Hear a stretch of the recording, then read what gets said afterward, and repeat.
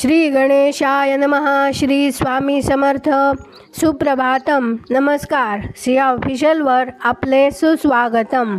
योगेशं सच्चिदानंदं वासुदेवं व्रजप्रियं धर्मसंस्थापकं वीरं कृष्णं वंदे जगद्गुरुं.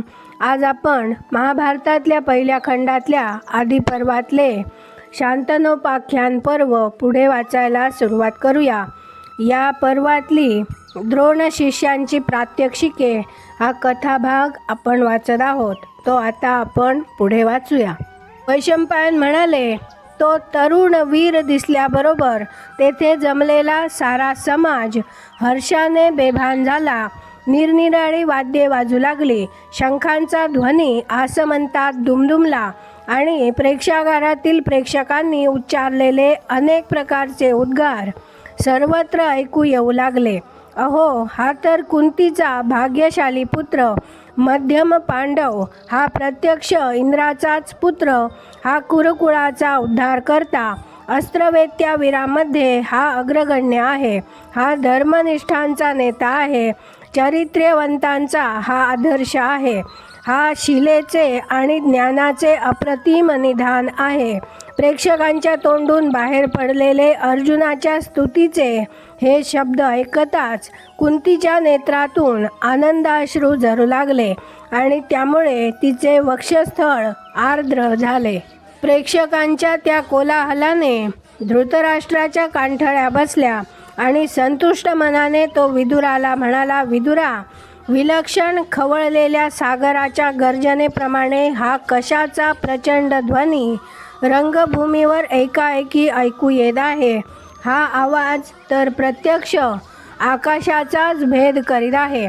यावर विदुर म्हणाला, महाराज, पांडूचा आणि कुंतीचा पुत्र अर्जुन अंगावर चिलखत धारण करून रंगभूमीवर आला आहे. त्याला पाहताच लोकांनी केलेल्या प्रचंड जयघोषाचा हा आवाज आहे. विदुर असे बोलल्यावर धृतराष्ट्र त्याला पुन्हा म्हणाला, प्रज्ञावंत विदुरा, मी खरोखर धन्य झालो आहे, मी कृतकृत्य झालो आहे.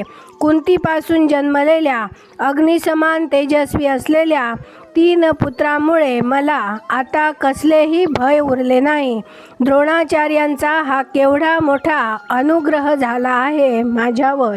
वैशंपायन म्हणाले, हर्षाने बेभान झालेला प्रेक्षकांचा तो प्रचंड समाज मोठ्या प्रयासानंतर स्तब्ध झाल्यावर अर्जुनाने द्रोणाचार्यांना अस्त्रविद्येतील अनेक अप्रतिम कौशल्य दाखविण्यास सुरुवात केली. आग्नेय अस्त्राचा प्रयोग करून त्याने तत्क्षणी प्रदीप्त अग्नी निर्माण केला. वारुणास्त्राचा प्रयोग करून त्याने उदक निर्माण करून दाखविले. वायव्य अस्त्राचा प्रयोग करून त्याने सोसाट्याचा वारा सुरू केला. पर्जन्यास्त्राचा प्रयोग करून त्याने मेघ निर्माण केले आणि शेवटी भूम्यास्त्राचा प्रयोग करून तो भूमीमध्ये प्रविष्ट झाला. पर्वतास्त्राचा प्रयोग करून त्याने पर्वत उभे करून दाखविले आणि अंतर्धानास्त्राचा प्रयोग करून तो स्वतःच अंतर्धान पावला. एका क्षणात तो एकाएकी फार उंच झाला. दुसऱ्या क्षणी तसाच कमालीचा ठेंगणा झाला. क्षणार्धात तो रथाच्या धुरेवर बसला. दुसऱ्या क्षणी रथामध्ये बसला. क्षणात त्याने जमिनीवर उडी टाकली. कधी पाण्याने भरलेला कलश अथवा कोंबडीचे अंडे यासारख्या सुकुमार लक्ष्यांचा त्याने वेध केला. कधी गुंजेसारख्या सूक्ष्म लक्ष्याचा वेध केला, तर कधी एखाद्या अवजड लक्ष्याचा त्याने वेध केला.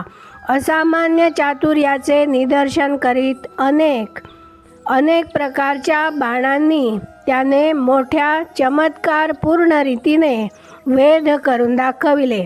त्या रंगभूमीमध्ये एक लोखंडी वराह फिरता ठेवला होता.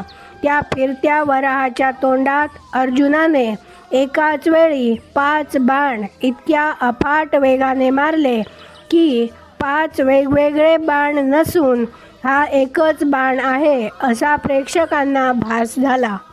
बैलाचे एक पोकळ शिंग एका दोरीवर लोंबकळ ठेवले होते आणि ते शिंग इकडून तिकडे सारखे हलत होते.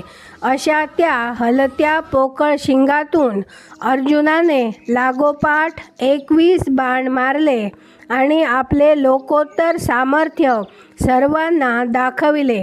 अशा प्रकारे तरवार चालविण्याच्या बाबतीत, धनुर्विद्येच्या बाबतीत तसेच गदायुद्धाच्या बाबतीत त्या शस्त्रकुशल अर्जुनाने अनेक प्रकारच्या हालचाली मोठ्या चतुराईने करून दाखविल्या.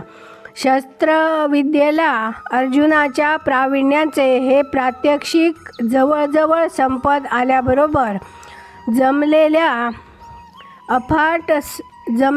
अफाट समाज हळूहळू पांगू लागला.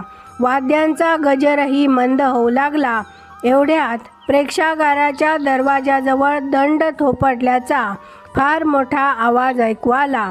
तो आवाज वज्रपाताप्रमाणे कानठळ्या बसविणारा होता आणि ज्याने दंड थोपटले होते त्याच्या अचाट सामर्थ्याचे तो द्योतक होता. पर्वतांचा चक्काचूर तर होत नाही ना, धरणीकंप तर होत नाही ना, जलधरांची अविरत वृष्टी करणाऱ्या मेघांनी सगळे आकाश गच्च भरून गेले आहे काय, असे अनेक विचार रंगभूमीत एकत्र जमलेल्या हजारो लोकांच्या मनात एक क्षणभर चमकून गेले आणि सारे लोक दरवाजाकडे मोठ्या उत्सुकतेने पाहू लागले. 5ही पांडव द्रोणाचार्यांच्या भोवती उभे होते. 5 ताऱ्यांनी युक्त असलेल्या हस्तनक्षत्रामध्ये प्रवेश केलेल्या चंद्राप्रमाणे द्रोणाचार्य त्यावेळी दिसले. एवढ्यात शत्रुघ्न दुर्योधन एकाएकी उठून उभा राहिला, पण त्याच्या 100 तेजस्वी भावांनी आणि अश्वत्थाम्याने त्याला थोपवून धरला. हातातली शस्त्रे उंच धरून उभ्या राहिलेल्या 100 भावांनी वेढलेला तो गदाधर दुर्योधन पूर्वी दानवांचा निपात करण्याच्या प्रसंगी देवगणांनी वेढलेल्या इंद्राप्रमाणे दिसत होता. आज आपण इथे थांबूया. उद्या आपण अर्जुनाचे व कर्णाचे द्वंद्वयुद्ध हा कथाभाग पुढे वाचूया. माझ्या सिया ऑफिशियलला सबस्क्राईब केले नसेल तर कृपया आत्ताच सबस्क्राईब करा आणि दररोज महाभारत कथा ऐकण्याचा आनंद अवश्य घ्या. बाजूच्या बेलवर क्लिक करून लाईक करायला विसरू नका. शेअर करा, कमेंट करा आणि राधे राधे लिहायला विसरू नका. धन्यवाद. जय श्री कृष्ण.